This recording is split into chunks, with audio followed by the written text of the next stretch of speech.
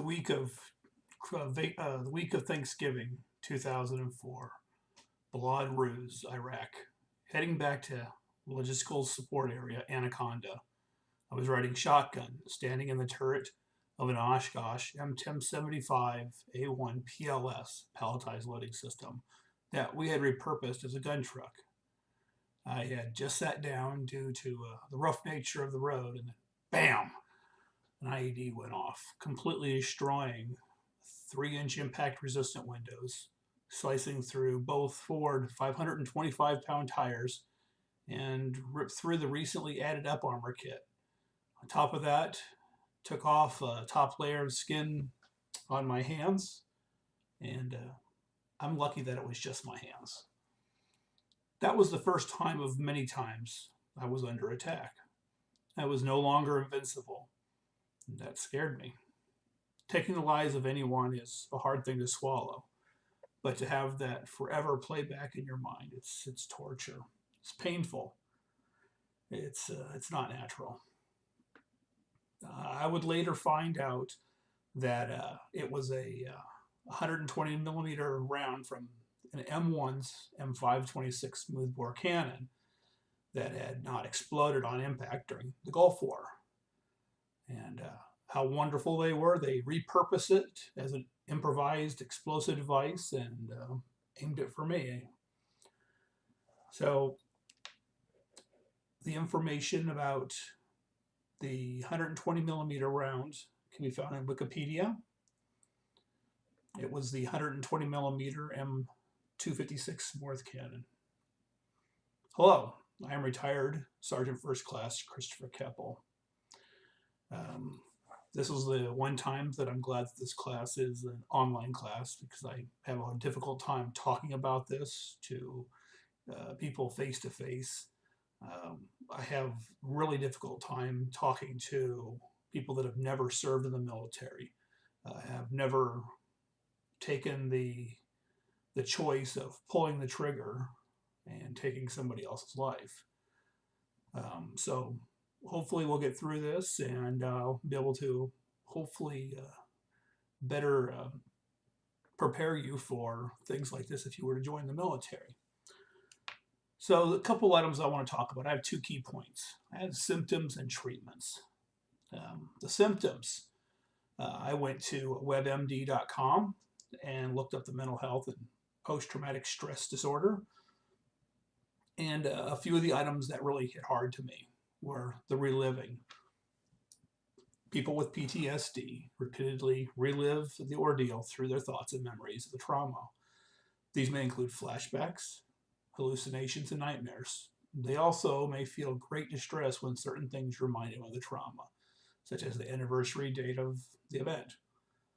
Well, Thanksgiving is still very enjoyable to me, so I haven't had that issue, but flashbacks, be sitting there enjoying myself, and somebody at work will drop a pallet, or they'll drop something from the second story of one of the offices, and it's just loud, raucous thundering, and it sends me to the ground. I don't know why. It's just reflexive. I don't hallucinate, at least not that I'm aware of. And the nightmares.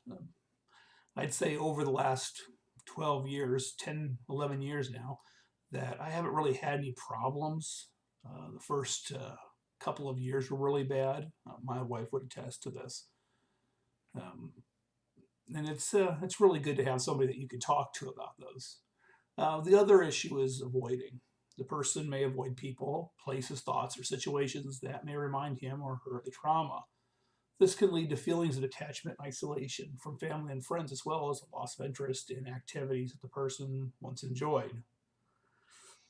Yeah, that's really the way it is.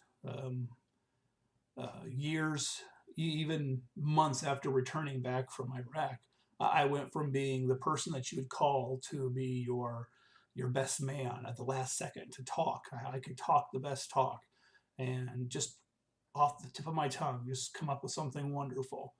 I found that shortly after I got back, those abilities started to diminish.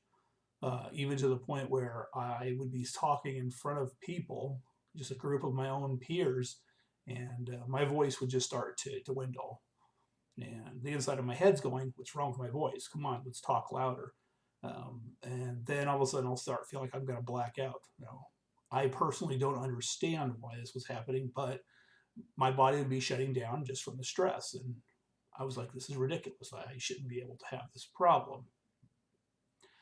The last issue we'll talk about on that was the increased arousal. I know, get your mind out of the gutter. These include excessive emotions, problems relating to others, including feelings or showing affection, difficulty falling or staying asleep, irritability, outbursts of anger, difficulty concentrating, and being jumpy or easily started. The person may also suffer from physical symptoms such as increased blood pressure, heart rate, rapid breathing, muscle tension, nausea, and diarrhea. Yeah, that about covers everything there.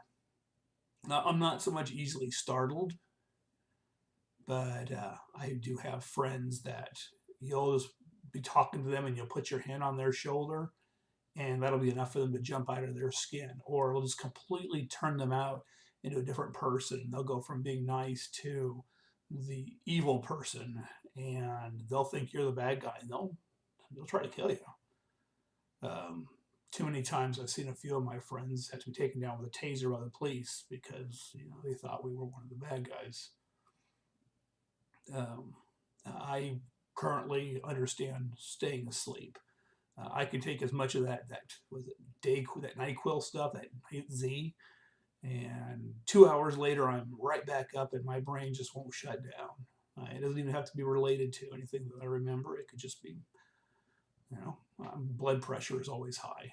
It's pre-hypertensive. I had to start working out just to bring my blood pressure back into the normal, and heart rate will jump if I'm around fireworks or just too much loud noises. The nausea is usually due to so much stress that it just makes you sick. And there are a lot of my brothers out there who suffer from PTSD. And I'd like to reference veteransofptsd.com. They said as of September 2014, there are about 2.7 million American veterans of the Iraq and Afghanistan war that suffer from PTSD. At least 20% of Iraq and Afghanistan veterans have PTSD and or depression. At least 50% of those with PTSD don't seek treatment. If you know someone like that, please get them in. 19% of veterans have traumatic brain injury. And 7% have both post-traumatic stress disorder and traumatic brain injury. So I'll quickly touch on some of our treatments. Medication. I'm not saying that it's a good thing or a bad thing. You make the choice. I chose this as one of mine. They're called selective serotonin reuptake inhibitors, SSRIs. They're antidepressants. That's what they are. They help you feel less worried, less sad. I suffer from the anxiety side. So things like Celexa or Prozac, Paxil, Zoloft. I had Zoloft for a while, and there are some side effects that aren't necessarily the best, but better take the medication and be somewhat normal and not be always mad. And the chemicals in your brains affect the way you feel. So, for example, when you have depression, you may not have enough of the chemical called serotonin. So these SSRIs, they raise that level of serotonin in your brain. There's therapy and group therapy. Now, you don't have to go sit in a circle and sing Kumbaya, but by gosh, I have friends that were in the Navy. I was in the Army, and I talk with them, and they have things they talked about me. Sometimes it's just about the camaraderie. Be with them. Another great thing is this wonderful thing right here. It's called an alpha stim machine. Beautiful thing. It's basically electroshock therapy at the 9-volt level. So it helps retrain the brain. And that comes from the website of alphastim.com if you're interested in that. I'll make sure that I put all of these references into my submission here.